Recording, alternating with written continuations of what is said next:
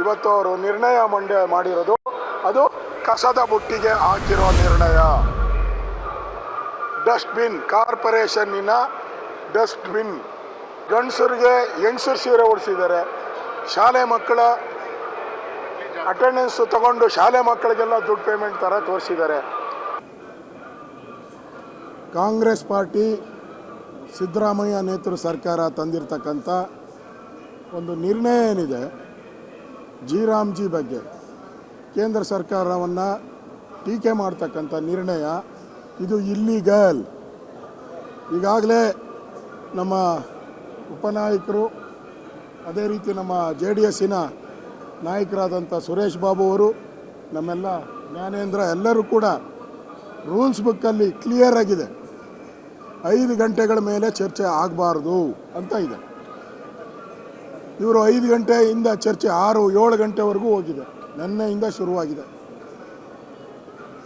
ಅಂದರೆ 7 ದಿನ ನೋಟಿಸ್ ಕೊಡಬೇಕಾಗಿತ್ತು. ಆ 7 ದಿನ ನೋಟಿಸು ಕೊಟ್ಟಿಲ್ಲ. ಏಕಾಏಕಿ ದೌರ್ಜನ್ಯ ಮಾಡಿ ನಿರ್ಣಯವನ್ನು ತಂದಿದ್ದಾರೆ. ಕ್ಲಿಯರಾಗಿ ನಮ್ಮ ರೂಲ್ಸ್ ಬುಕ್ಕಲ್ಲಿ 5 ಗಂಟೆ ಒಳಗಡೆ ಚರ್ಚೆ ಆಗಬೇಕು ಅಂತ ಇದೆ. ಅದನ್ನು ವೈಲೇಟ್ ಮಾಡಿದ್ದಾರೆ. ಇವತ್ತು ಅವರು ನಿರ್ಣಯ ಮಾಡಿರೋದು ಅದು ಕಸದ ಬುಟ್ಟಿಗೆ ಹಾಕಿರೋ ನಿರ್ಣಯ. ಡಸ್ಟ್ಬಿನ್, ಕಾರ್ಪೊರೇಷನ್ನಿನ ಡಸ್ಟ್ಬಿನ್. ಆ ಡಸ್ಟ್ಬಿನ್ಗೆ ಆ ನಿರ್ಣಯ ಹೋಗಬೇಕು. ಅದಕ್ಕೆ 3 ನಯಾ ಪೈಸದ್ದು ಬೆಲೆ ಇಲ್ಲ. ನಾವು ಇದನ್ನು ವಿರೋಧ ಮಾಡಿ ನಾವು ಹೊರಗಡೆ ಬಂದಿದ್ದೀರಿ.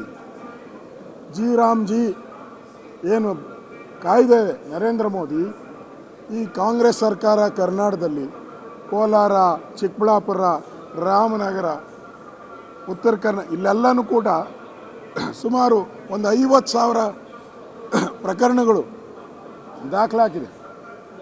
ಸುಮಾರು 40-50 ಕೋಟಿಯಷ್ಟು ಕಳೆದ 2.5 ವರ್ಷದಲ್ಲಿ ಲೂಟಿ ಮಾಡಿದ್ದಾರೆ. ಗಂಡಸರಿಗೆ ಹೆಂಗಸರು ಸೀರೆ ಉಡಿಸಿದ್ದಾರೆ. ಶಾಲೆ ಮಕ್ಕಳ ಅಟೆಂಡೆನ್ಸ್ ತಗೊಂಡು ಶಾಲೆ ಮಕ್ಕಳಿಗೆಲ್ಲ ದುಡ್ಡು ಪೇಮೆಂಟ್ ಥರ ತೋರಿಸಿದ್ದಾರೆ. JCBಯಲ್ಲಿ ಕೆಲಸ ಮಾಡಿದ್ದಾರೆ. ಈ DK ಶಿವಕುಮಾರ್ ಹೇಳಿದ್ರಲ್ಲ 100% ಮಾಡಿದ್ದೀನಿ ಅಂತ. 100% JCBಯಲ್ಲೇ ಕೆಲಸ ಮಾಡಿದ್ರು. ದೊಡ್ಡ ಬೋಗಸ್. ಈಗ ಅವ್ರಿಗೇನಾಗಿದೆ, ಇದೆಲ್ಲ ಎನ್ಕ್ವೈರಿ ಆದರೆ ಅವ್ರ ಮಾನ ಮರ್ಯಾದೆ ಹೋಗ್ತದೆ. ಮತ್ತು ನಾವು ಹೊರಗಡೆ ಇದ್ದೀರಲ್ಲ, ಆದ್ದರಿಂದ ಕೇಂದ್ರ ಸರ್ಕಾರ ತಂದಿರತಕ್ಕಂಥ ರಾಮ್ಜಿ ಯೋಜನೆ ಟ್ರಾನ್ಸ್ಪರೆಂಟ್ ಆಗಿದೆ. ಎಲೆಕ್ಟ್ರಾನಿಕ್ ಸಿಸ್ಟಮ್ ಉಪಯೋಗ ಮಾಡಿದ್ದಾರೆ. ಸ್ಯಾಟಲೈಟ್ ಪಿಕ್ಚರ್ಸನ್ನು ತೊಗೊತಾ ಇದ್ದಾರೆ. ಬೋಗಸ್ ಬಿಲ್ ಹಾಕೋಕ್ಕೆ ಸಾಧ್ಯನೇ ಇಲ್ಲ. ಮತ್ತು ಕಾಂಗ್ರೆಸ್ ಅವರು ಹೇಳಿದ್ದಾರೆ ಗ್ರಾಮ ಪಂಚಾಯಿತಿಗೆ ಅಧಿಕಾರ ತೆಗೆದುಹಾಕಿದ್ದಾರೆ ಅಂತ. 100% ಯಾವ ಕೆಲಸ ಮಾಡಬೇಕು, ಅದಕ್ಕೆ ಯಾವ ಕೆಲಸವನ್ನು ತೆಗೆದುಕೊಳ್ಬೇಕು ಎಲ್ಲವನ್ನ ತೀರ್ಮಾನ ಮಾಡೋದು ಗ್ರಾಮ ಪಂಚಾಯಿತಿಗೆ ಪೂರ್ತಿ ಅಧಿಕಾರ. ಈಗೇನಾಗಿದೆ, ರಾಜ್ಯ ಸರ್ಕಾರ ಕಮಿಷನ್ ಹೊಡೆಯೋಕೆ ಆಗ್ತಾ ಇಲ್ಲ. ರಾಜ್ಯ ಸರ್ಕಾರ ಎಲ್ಲ ಗ್ರಾಮ ಪಂಚಾಯಿತಿಗೆ ಅಧಿಕಾರ ಕೊಟ್ಟಿರೋದ್ರಿಂದ ಕಮಿಷನ್ ಹೊಡೆಯೋಕ್ಕಾಗಲ್ಲ. ಕೇಂದ್ರ ಸರ್ಕಾರ ಸೂಪರ್ವೈಸ್, ಕಳ್ಳ ಬಿಲ್ ಆಗಬಾರ್ದು ಅನ್ನೋ ಸೂಪರ್ವೈಸ್ ಮಾಡ್ತದೆ ಹೊರತು ಅವ್ರು ಯಾವುದೇ ಕೆಲಸ ತಗೊಬೇಕು, ಇಂಥ ಕೆಲಸ ತಗೊಬೇಡಿ ಅಂತ ಎಲ್ಲೂ ಹೇಳಲ್ಲ. ಮತ್ತು 100 ದಿನ ಇದ್ದಿದ್ದನ್ನ 125 ದಿನ ಮಾಡಿದ್ದಾರೆ.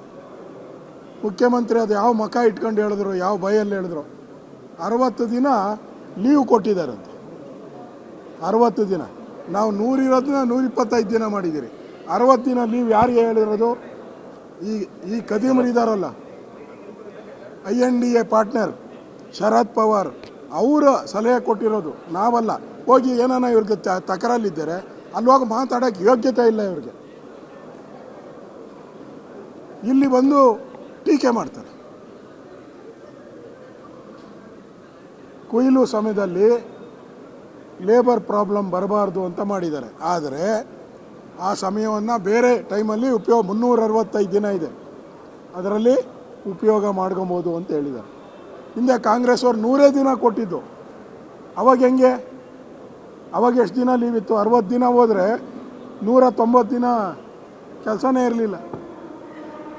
ಅದರಿಂದ ಈ ಯೋಜನೆ ಏನಿದೆ ಅದು ಜನಪರವಾದಂಥ ಯೋಜನೆ. ಆದ್ದರಿಂದ ಅದನ್ನು ನಾವು ಸ್ವಾಗತ ಮಾಡ್ತೀರಿ. ಈ ನಿರ್ಣಯ ಅದು ಕಸದ ಬುಟ್ಟಿಗೆ ಹೋಗಿದೆ, ಸುಮ್ಮನೆ ಆಲಾಪ ಮಾಡಿದ್ದಾರೆ ಅಷ್ಟೇ, 3 ನಯಾ ಪೈಸದ ಬೆಲೆನೂ ಇಲ್ಲ ಅನ್ನೋ ಮಾತನ್ನು ನಾನು ಹೇಳೋಕ್ಕೆ ಇಷ್ಟಪಡ್ತಾ ಇದ್ದೀನಿ. ಅದೇ ರೀತಿ ನಾವು ಮತ್ತು ನಮ್ಮ JDS ಒಟ್ಟಾಗಿ ಈ ಅಧಿವೇಶನದಲ್ಲಿ ಸರ್ಕಾರವನ್ನು ಇಕ್ಕಟ್ಟಿಗೆ ಸಿಕ್ಕಿಸುವಂಥ ಕೆಲಸವನ್ನು ಪ್ರಾರಂಭದಿಂದನೂ ಮಾಡಿದ್ದೀವಿ. ಈ ಬಾರಿ ಅಧಿವೇಶನ ವಿರೋಧ ಪಕ್ಷದ ಮೇಲುಗೈಯಾಗಿದೆ.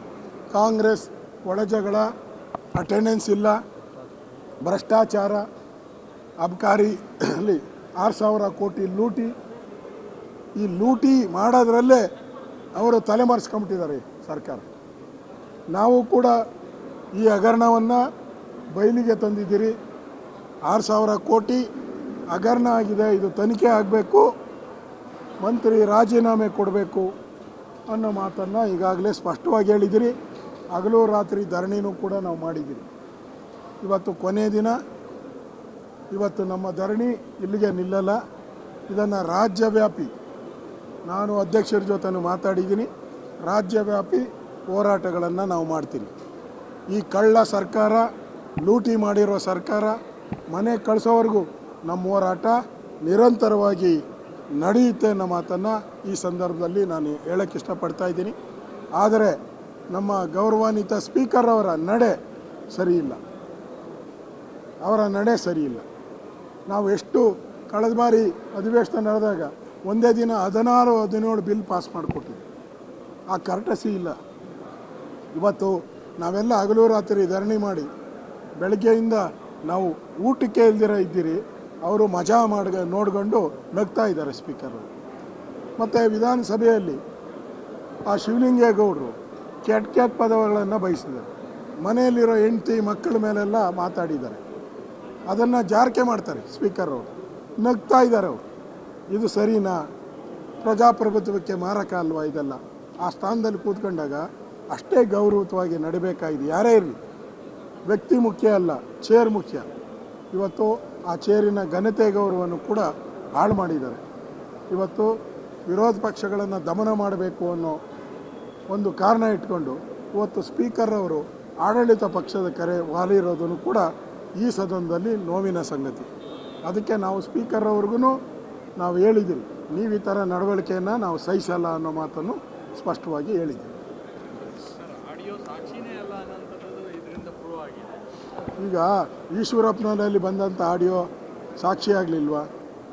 ವಿಧಾನಸಭೆಯಲ್ಲಿ ಮೊಬೈಲ್, ಅದೂ ಆಡಿಯೋ ವಿಡಿಯೋನೇ. 3 ಜನ ಮಂತ್ರಿ ರಾಜೀನಾಮೆ ಕೊಟ್ಟರು. ಅಬಕಾರಿ ಸಚಿವರು, ಯಡಿಯೂರಪ್ಪನವ್ರ ಸರ್ಕಾರದಲ್ಲಿ ಅಬಕಾರಿ ಸಚಿವರು ನಾಗೇಶ್, ಪ್ರೈಮ್ ಮಿನಿಸ್ಟ್ರಿಗೆ ಒಂದು ಲೆಟ್ರ್ ಹೋಯ್ತು, ಇಲ್ಲಿ ಟ್ರಾನ್ಸ್ಫರ್ಗೆ ದುಡ್ಡು ತೊಗೊಂಡಿದ್ದಾರೆ ಅಂತ. ಇಮಿಡಿಯೇಟಾಗಿ ಅವ್ರನ್ನ ತೆಗೆದುಹಾಕಿದ್ರಿ. ಒಂದು ಪತ್ರದ ಮೇಲೆ ತೆಗೆದುಹಾಕ್ತೀರಿ. ಈ ಕಾಂಗ್ರೆಸ್, ಮನೆಯಾಳ ಕಾಂಗ್ರೆಸ್ ಅವ್ರಿಗೆ ನೀವು CBI ತನಿಖೆ ಆಗಲಿ, ಯಾರೋ ಇದನ್ನೆಲ್ಲ ಅವನು ಡೆಲ್ಲಿಯಲ್ಲಿ ಕೇಜ್ರಿವಾಲ್ ಜೈಲಲ್ಲೇ ಇದ್ಕೊಂಡು ಮುಖ್ಯಮಂತ್ರಿ ಪದವಿ ಉಳಿಸ್ಕೊಂಡು ಅಂಥ ಪಾರ್ಟ್ನರ್ಗಳು ಇವರೆಲ್ಲ NDA ಪಾರ್ಟ್ನರ್ಗಳು. ಇವರಿಗೆ ಮಾನ ಮರ್ಯಾದೆ ಇಲ್ಲ. ಈ ದುಡ್ಡೆಲ್ಲ ಲೂಟಿ ಹೊಡೆದಿದ್ದು 6,000 ಕೋಟಿನ ಅವರು ಬಿಹಾರ, ಇದು 5 ಪಂಚರಾಜ್ಯಗಳ ಚುನಾವಣೆಗೆ ಕಳಿಸ್ತಾ ಇದ್ದಾರೆ. ಅದರಲ್ಲಿ ನೇರವಾಗಿ CM ಪಾತ್ರ ಇದೆ. ಅದಕ್ಕೋಸ್ಕರ ಅವನ ಮೇಲೆ ಏನು ಕ್ರಮ ತೆಗೆದುಕೊಳ್ತಾರೆ. ಧನ್ಯವಾದ. ಎಲ್ಲ ಒಟ್ಟಿಗೆ ಬಂದು ಮಾಡಿ.